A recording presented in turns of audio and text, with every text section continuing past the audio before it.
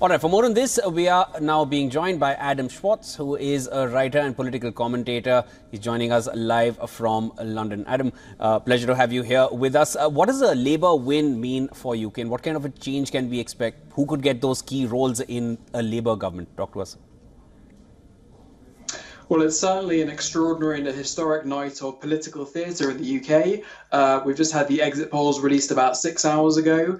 We've had about half the results come in, and based on those results, the exit polls are proving broadly accurate. As you said, Labour are on course for a huge majority of well over about 400 seats. So, of course, this would be a dramatic change to the current situation where we had a Conservative government for the last 14 years. I think it will have huge consequences on policy, but also the character of the country.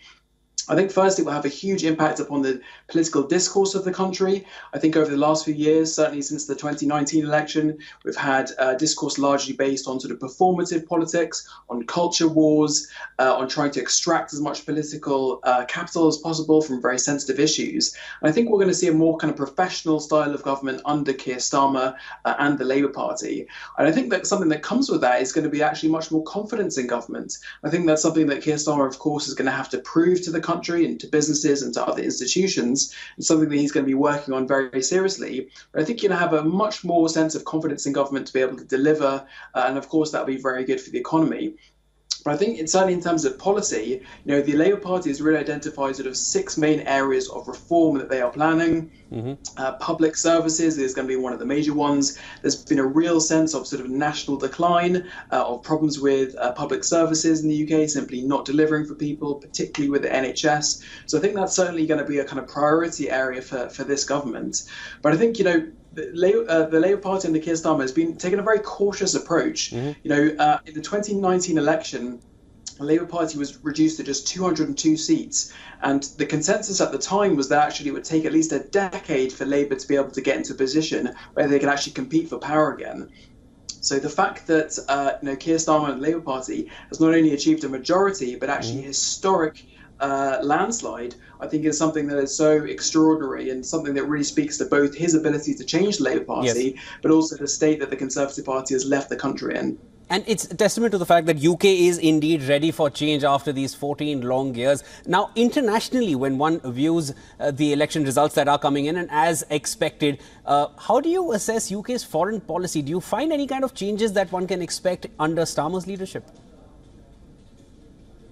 Well, again, Starmer's taken a very cautious approach to the issue of foreign policy and defence, and he's broadly been quite consistent with the incumbent Conservative Party on a whole number of major issues, on NATO, on support for Ukraine.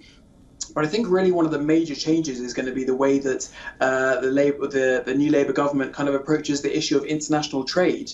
Now, under the Conservative Party, they had taken the issue of trying to, promote trade deals with other countries as really a hallmark part of their kind of Brexit platform. But really, the Brexit platform was really something that was the Conservative Party's kind of brainchild. I don't suspect that there'll be a huge amount of enthusiasm from the Labour Party for pushing for those kind of trade deals in that sense. They've already suggested that they may try to change the UK's current trade deal with the EU. Now, that may have implications on the UK's ability to actually unilaterally sign trade deals with other countries. But certainly, the UK will continue to push for strategic partnerships. We know certainly that, Keir Starmer and generally British institutions consider India to be a major strategic partner going forward. And so certainly I would expect that work that's taken place already on trade deals, for example, on trying to support regional cooperation will continue.